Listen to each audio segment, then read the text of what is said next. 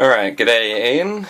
I'm going to give you hopefully a little video presentation of how to start the engine as well.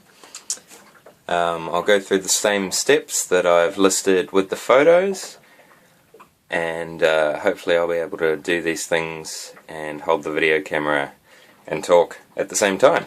So here we are. This is pretty much exactly as you'll get it. So the seacock will be off, the battery terminal will be off, it'll be left in neutral, the stop switch will be in the stop position, and the revs will be right back. So first what I do, make sure there's some fuel in there, which there is, all good. Behind the fuel container is the seacock switch. It is closed currently, which is all the way clockwise, so I'm going to open it all the way anti-clockwise. Done. Now, this is the throttle.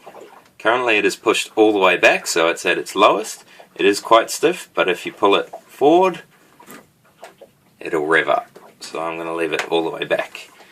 Now I leave the little engine stop switch in the stop position when I turn it off. That is this little lever. So to start it, we're going to need to push that down into the horizontal, which is how it is now. Then we have to chuck a little cap full of oil in this little hole at the back to help with compression, my friend has said. So I'm going to get me a little cap. Doesn't need much at all. In fact, that was a full cap and that's probably too much, never mind. So what I'm going to be lifting here and pouring this into is right at the back here. Hopefully you can see it. So that is this little bit. You can see the wire it's attached to. So you can pull that out completely and just let it hang. And then the hole that just came out of is that one there, the bigger one. So I'm going to pour my little bit of oil in there, which is a bit hard to do, and I've totally overflowed it. Oh well. Hopefully that won't smoke too much. And then the important thing to remember is to put the little knob thing on the wire back. So that is this, and that has to go back into the hole like so, all the way down. It doesn't screw in or anything, it just slots in there. Then out from under there,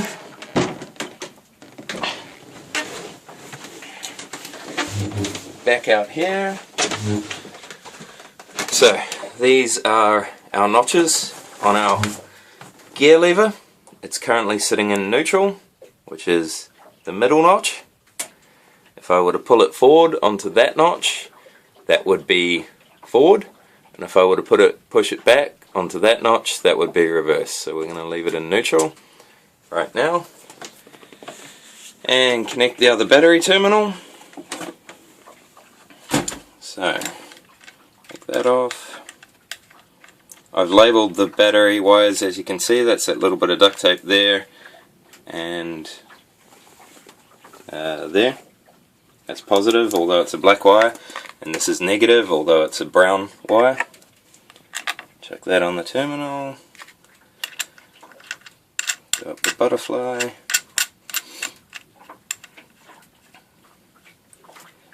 So, seacocks are open, throttle's all the way back. Start-stop switch is in start position. I put the oil in the little hole in there to help with compression. We're in neutral, battery's connected, so we should now be able to turn the key. And turn the key clockwise, and we should burst into life. Hopefully.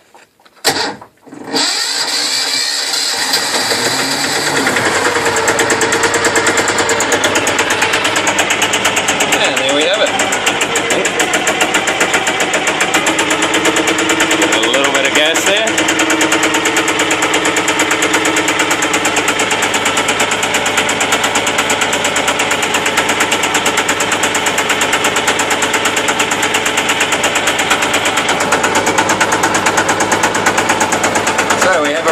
engine.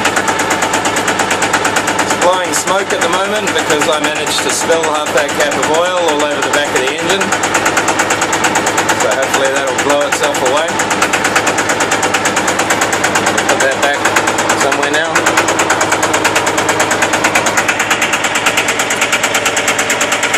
And there we have it. So if I wanted to stop it now, I'd lift that lever up.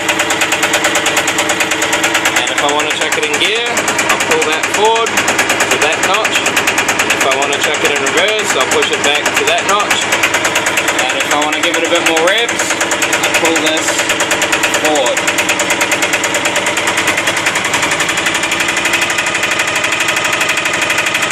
So if I take it all the way,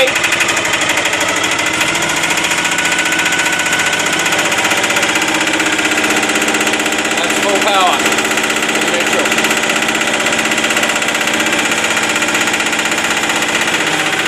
So I'll drop it back there.